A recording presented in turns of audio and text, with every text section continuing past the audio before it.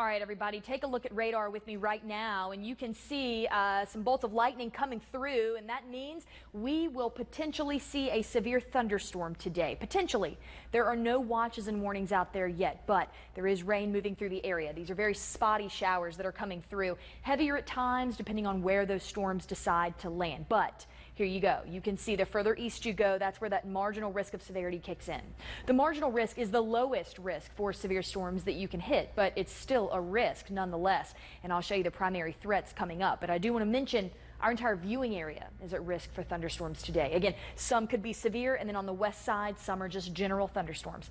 Here you go, the primary threats. There's a very small threat for a tornado. Very, very small. But I want to mention that because, you know, the primary threat with this storm activity would be the winds. We could see gusts over 58 miles an hour should these storms really amp up and become severe in some areas. Small risk for hail and flooding, really not a huge issue because the rainfall amounts are not very high in most spots.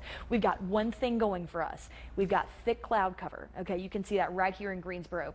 If the clouds stay thick, it's less likely that we could see that severity pop in a little later this afternoon. As far as gusts go, they've come down quite a bit, and we're still at 20 miles an hour, but hey, it's good they've come down. They could go back up. I do want to show you 20-mile-per-hour gusts reported in Winston-Salem and Burlington. We were up a little higher in areas like Greensboro and High Point, but those numbers are not reading right now.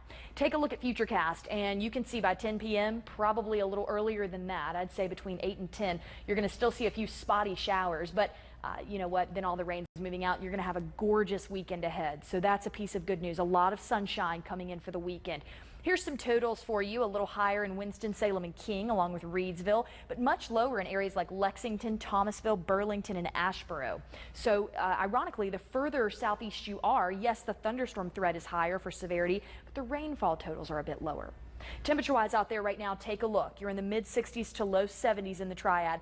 And I do want to alert you of one thing happening this weekend. Emily Bird will be out there and seeing this on Saturday at Bicentennial Park. The human race, and this is when the weather gets much better. It's tomorrow at 9 a.m. You'll have mostly sunny skies and temperatures in the 40s and 50s.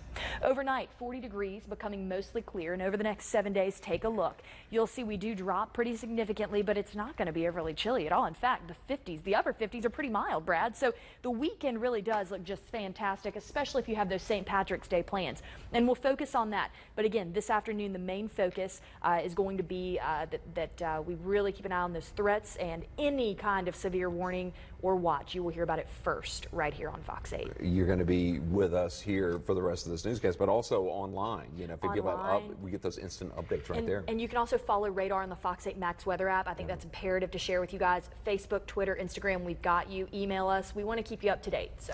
Okay, thanks.